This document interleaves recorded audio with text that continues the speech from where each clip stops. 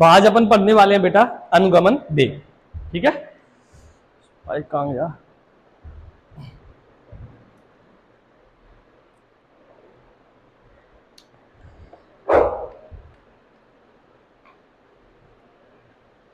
तो हिंदी मीडियम का क्लास 12 का चैप्टर 3 का ये आज सेकंड लेक्चर है ना।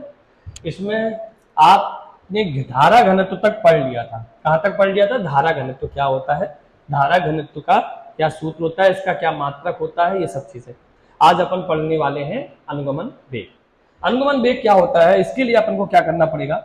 सबसे पहले कुछ कंसेप्ट पढ़ने पड़ेंगे। ठीक है, ध्यान से सुनिए। अनुगमन वेग,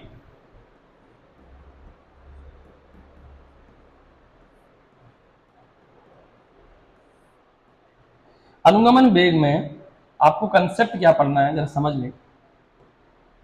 मान लो ये एक चालक है ना, ये एक चालक,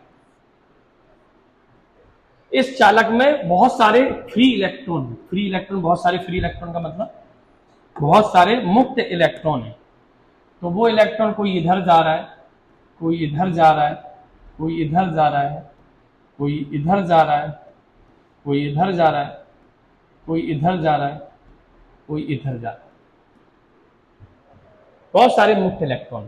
ठीक है, ये मुक्त इलेक्ट्रॉन इस चालक में कहीं भी घूम सकते हैं, फ्री है, मुक्त है। इस चालक में उनका मन होगा इधर जाने का तो वो इधर जाएंगे, मन होगा इधर जाने का तो इधर जाएंगे। वो डिपेंड करता है कि जब वो टकराते हैं तो किस एंगल से टकराते हैं, उस एंगल से जाते हैं। जैसे कोई बॉल अगर इस एंगल से टकराती है 30 डिग्री से, तो 30 डिग्री से ही उधर जाएगी। तो ऐसे ही इलेक्ट्रॉन जो है ना रैंडम मोशन करते हैं। रैंडम मतलब एकदम से आपको पता नहीं चलेगा वो कहां जाएंगे, वो उसी टाइम पर डिसाइड होगा कि वो इलेक्ट्रॉन किस साइड मूव करेगा और कौन सी दिशा में मूव करेगा। तो ये जो इलेक्ट्रॉन मूव कर रहे हैं, इनकी जब हमने तापीय वेग निकाला, तापीय वेग, इसे हम बोलते हैं थर्मल वेलोसिटी। क्या बोलते हैं इसे हम? Thermal, thermal velocity. तो एवरेज इनका आया, तापीय वेग का एवरेज आया 0। एवरेज कितना आया? 0। तो इनका तापीय वेग, औसत तापीय वेग 0 होता है। मुक्त इलेक्ट्रॉन का औसत तापीय वेग 0 होता है। तापीय क्यों बोल रहे हैं? जब इलेक्ट्रॉन किसी से टकराते हैं या जब इलेक्ट्रॉन किसी से टकरा के वापस आते हैं तो कहीं ना कहीं कॉलिजन तो होता है। कॉलिजन होता है तो उसमें कहीं ना कहीं हमारी एनर्जी लॉस होती है। वही एनर्जी इसकी हीट के फॉर्म में जनरेट होती है और इस वजह से इनको बोलते हैं हम तापीय वेग। ये एवरेज थर्मल वेलोसिटी या औसत तापीय वेग इनका 0 होता है। कोई इलेक्ट्रॉन अगर इधर गया तो कोई इलेक्ट्रॉन इधर आ गया, एक की पॉजिटिव है एक की नेगेटिव है तो दोनों का सम 0। इस प्रकार से कोई ऊपर गया तो कोई नीचे आ गया, इनका औसत 0। तो आपको यह बात समझ में आ गई, इनिशियल तापीय वेग, औसत तापीय वेग कितना होता है इलेक्ट्रॉन का? 0 होता है। कितना होता है? 0 होता है। अब इस चालक को एक बैटरी से जोड़ दिया जाए, इस चालक को एक बैटरी से जोड़ दिया जाए। बैटरी में क्या होता है? विभवांतर। बैटरी में क्या होता है? विभवांतर। तो इस चालक के सिरों पर हमने लगा दिया विभवांतर। विभवांतर लगाने से इस चालक पर एक इलेक्ट्रिक फील्ड सेटअप हो जाती है। इलेक्ट्रिक फील्ड मतलब विद्युत क्षेत्र। विभवांतर लगाने से इसमें विद्युत क्षेत्र उत्पन्न हो जाता है, विद्युत क्षेत्र सेटअप हो जाता है। ये विद्युत क्षेत्र की लगने की वजह से कोई भी चालक पर एक बल लगता है। बल होता है F = QE। विद्युत क्षेत्र हमने पढ़ा था F/Q होता है, तो F = QE। QE। अब चूंकि ये आवेश इलेक्ट्रॉन का है तो Q की जगह EE, Q की जगह EE। तो हर इलेक्ट्रॉन पर एक बल लगने लगता है। हर इलेक्ट्रॉन पर F = EE क्या लगने लगता है? बल। और जब सभी इलेक्ट्रॉन पर यह बल लगेगा तो वो सेम दिशा में लगेगा। तो ये जो इलेक्ट्रॉन कहीं भी जा रहे थे वो सारे के सारे इलेक्ट्रॉन एक निश्चित दिशा में चलने लगते हैं। एक निश्चित दिशा में चलने लगते हैं। सारे के सारे इलेक्ट्रॉन अब एक निश्चित दिशा में ऐसे चलेंगे, ये धनायन की तरफ ऐसे। इस दिशा में, और इस दिशा में क्यों चले? जो ऋणात्मक आवेश होता है वो हमेशा विद्युत क्षेत्र की विपरीत दिशा में उस पर बल लगता है। तो ऋणात्मक, ये विद्युत क्षेत्र इधर है तो ऋणात्मक आवेश पे बल इधर लग रहा होगा, इसलिए सारे के सारे इलेक्ट्रॉन इधर की तरफ चले। जब ये इधर की तरफ चलेंगे, अब इनका औसत निकालेंगे, वो शून्य नहीं होगा। क्यों नहीं होगा? क्योंकि सारे के सारे इलेक्ट्रॉन इसी दिशा में जा रहे हैं, तो का कैंसिल करने वाला कोई भी पार्ट है ही नहीं। तो इनका जब हम औसत निकालते हैं, जो इन इलेक्ट्रॉन का ये जब हम औसत निकालते हैं तो वो औसत आता है एवरेज, उसी को हम ड्रिफ्ट वेलोसिटी या अनुगमन वेग कहते हैं। अब ये जीरो तो नहीं आएगा, तो जो आएगा वो औसत आ गया, अनुगमन वेग कहलाएगा, वही औसत क्या कहलाएगा? अनुगमन वेग। तो इसकी परिभाषा क्या हो जाएगी? किसी चालक में विद्युत क्षेत्र के प्रभाव के कारण सभी इलेक्ट्रॉन एक निश्चित औसत वेग से गमन करते हैं या गति करते हैं, इसी निश्चित औसत वेग को अनुगमन वेग कहते हैं। बात समझ में आ गई? क्लियर है? क्लियर है कि नहीं? तो अनुगमन वेग की परिभाषा क्या होगी बेटा? अनुगमन वेग की परिभाषा क्या होगी? पता है बेटा? अनुगमन वेग की परिभाषा क्या होगी? तो आपने लिखा किसी चालक में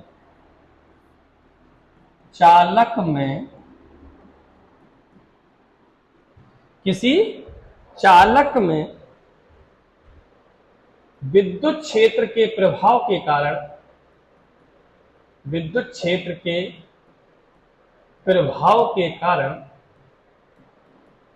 कारण सभी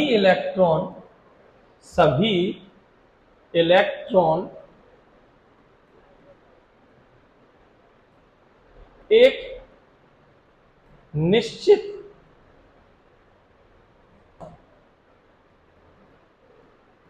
औसत वेग से गमन या गति करने लगते हैं, इसी निश्चित औसत वेग को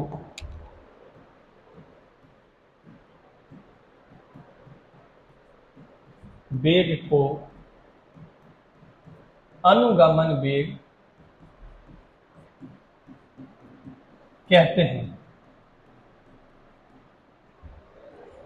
इसको क्या कहते हैं? निश्चित औसत वेग को अनुगमन वेग कहते हैं। इसे VD से प्रदर्शित करते हैं, इसे VD से प्रदर्शित करते हैं।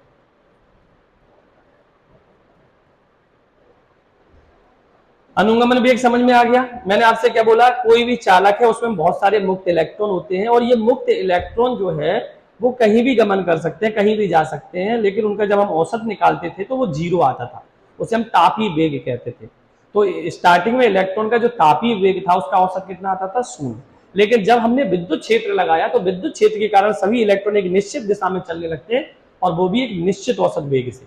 वही निश्चित औसत वेग क्या कहलाता है? अनुगमन वेग कहलाता है। क्लियर? इसे हम VD से प्रदर्शित करते हैं। किससे प्रदर्शित करते हैं? VD से। अब अनुगमन वेग के लिए वो निकालते हैं फॉर्मूला।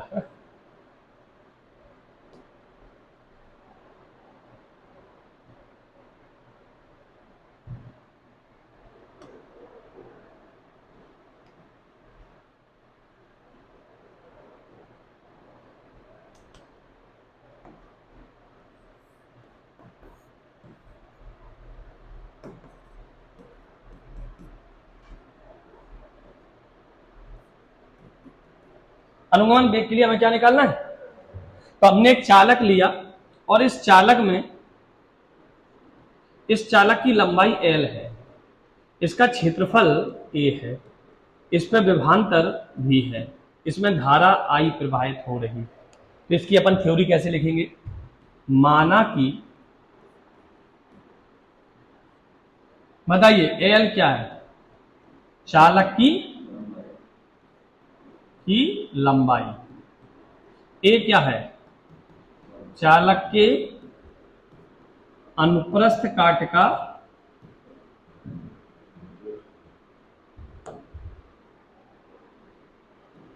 काट का क्षेत्रफल, क्षेत्रफल है।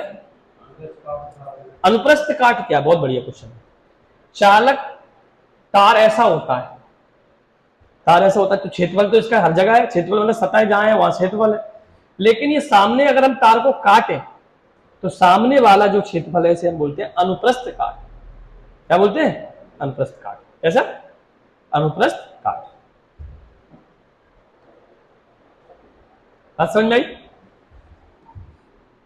इसके बाद एन इसमें क्या है? प्रति एकांक आयतन में इलेक्ट्रॉन की संख्या।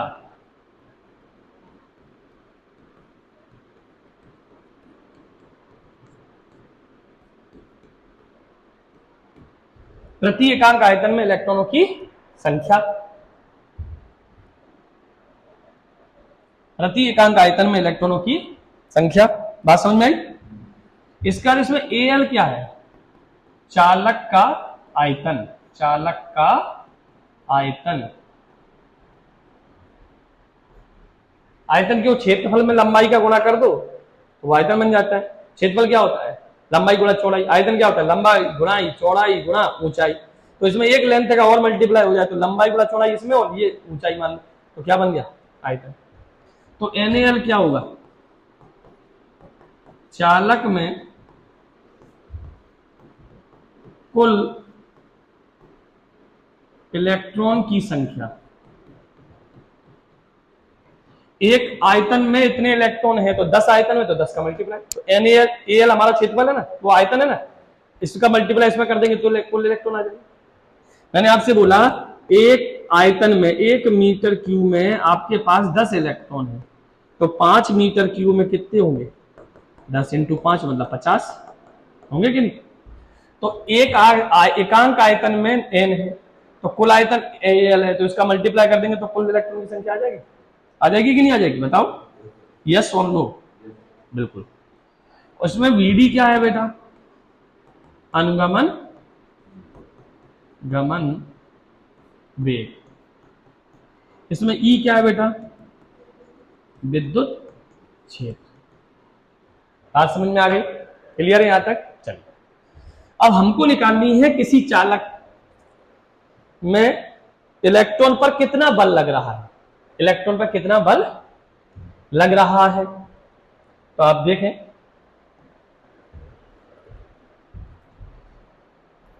इलेक्ट्रॉन पर लगने वाला। अच्छा इसमें एक काम करते हैं ना, पहले इसमें इलेक्ट्रॉन का वेग निकालना है ना। तो इलेक्ट्रॉन का वेग किस समीकरण से निकालेंगे? समीकरण 1 से। तो समीकरण 1 क्या होता है? गति का समीकरण है ये, गति का v इक्वल टू क्या होता है? u plus eighty. अच्छा इसमें एक टाउ और लिख लेते हैं, है ना। टाउ क्या होता है? टाउ होता है श्रांति काल। श्रांति काल क्या होता है? ये एक इलेक्ट्रॉन एक धनायन से एक बार टक्कर मारता है, टकराने के बाद दूसरा टक्कर मारता है, तो लगातार 2 कंसेक्यूटिव टक्करों में जो समय लगता है उसे हम श्रांति काल कहते हैं। एक धनायन और एक ऋणायन के बीच में 2 लगातार टक्करें होती हैं, उसको हम क्या बोलते हैं? श्रांति काल। क्लियर? 2 लगातार टक्करों में लगा समय क्या कहलाता है? श्रांति काल। तो यहां पर देखो v वेलोसिटी है, u पहले इलेक्ट्रॉन की v1 u1। वेग तो एक्सेलरेशन सबका या कहे त्वरण सबका बराबर होगा। क्यों? बल सबका बराबर लग रहा है, मास सबका बराबर है तो त्वरण भी सबका बराबर होगा। त्वरण सबका बराबर, टाइम है τ1। समझ गए? इसी तरीके से दूसरे इलेक्ट्रॉन का v2 equal to u2 plus a τ2। ऐसे तीसरे का v3 इक्वल टू हाँ टाउ ये टाउ है, टाउ। ठीक है, u3 प्लस a τ3। तो अब इनका हमें क्या निकालना है? औसत। क्या निकालना है? औसत निकालना है कि नहीं? चल तो औसत निकालेंगे तो सबका क्या आ जाएगा हमारा? औसत निकालेंगे औसत वेग, औसत वेग, तो v1 plus v2 plus v3 plus dash dash dash vn upon n। यहाँ पे vn और लिख लो, vn कितना हो जाएगा un plus a tau n। Value put करो इनकी, v1 की कितनी है u1 plus a tau 1, u2 plus a tau 2, u3 plus a tau 3 dash dash dash un plus a tau n upon. बात समझ में आई? अब आपने यहां पे लिखा v a v equal to u1 plus u2 plus u3 dash dash dash un, इनको एक साथ लिखा और ए कॉमन लेके tau 1 plus tau 2 plus tau 3 dash dash dash tau n, इनको एक साथ लिखा। डिवाइड में पूरे में n था तो इसमें भी दे दो n और इसमें भी दे दो n, दे दो, कोई दिक्कत थोड़ी ना। अब इससे क्या होगा, ये VAB ये तो उसका औसत तापी वेग आ गया इनिशियल में। औसत तापी वेग कितना होता है 0, और ये औसत क्रांतिकाल टाउ मान लो, तो VAB कितना आ गया ए टाउ। ठीक है, अब अगर मुझे ए की वैल्यू पता चल जाए तो हमारा क्या आ जाएगा, एवरेज औसत वेग। और औसत वेग को क्या कह रहे हैं यहाँ पे, अनुगमन वेग, बताया था ना। औसत वेग को क्या कहते हैं, अनुगमन वेग। तो हमारा काम है यहाँ पर ए निकालना। तो आप देखो बेटा,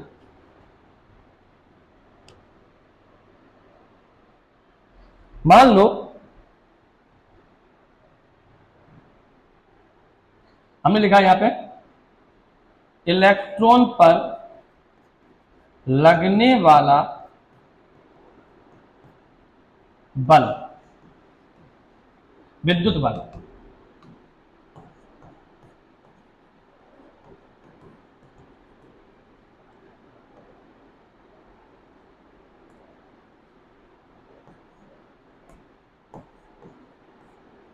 तो विद्युत बल होता है F इक्वल टू ई, समीकरण ए।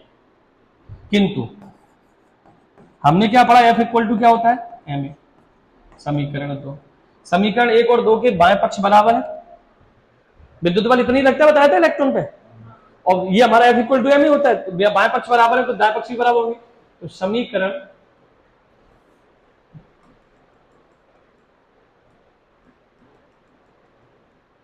समीकरण 1 और 2 से, तो बेटा E ma इक्वल टू ई, तो यहां से A कितना आ जाएगा ई अपॉन m। ये A की वैल्यू आ गई कि नहीं, और हमको A की वैल्यू ही तो चाहिए थी, यहां पे यहां रख दो। तो VAB equal to VD equal to क्या होता है, औसत वेग। औसत वेग कितना आया ए टाउ, और A की वैल्यू कितनी थी ई अपॉन m, और ये टाउ, तो ये आ गया हमारा सॉरी।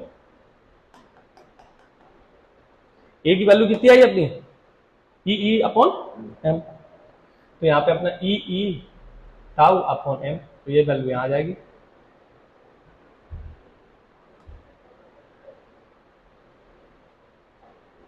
औसत वेग को क्या कहते हैं अपन, अनुगमन वेग।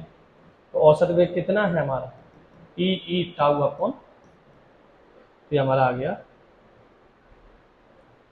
तो यहां से VD जो है वो हमारा E के समानुपाती होता है। ये क्वेश्चन MCQ में आता है, VD E के कैसा होता है, समानुपाती। VD E का कैसा होता है, समानुपाती। बात समझ में आ गई, फिर से एक बार समझ लेते।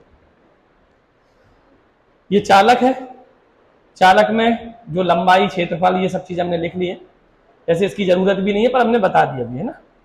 इलेक्ट्रॉन पर लगने वाला बल कितना होता है ई टाउ, विद्युत क्षेत्र F इक्वल टू m होता है, दोनों को बराबर रखा, यहाँ से A निकाल दिया।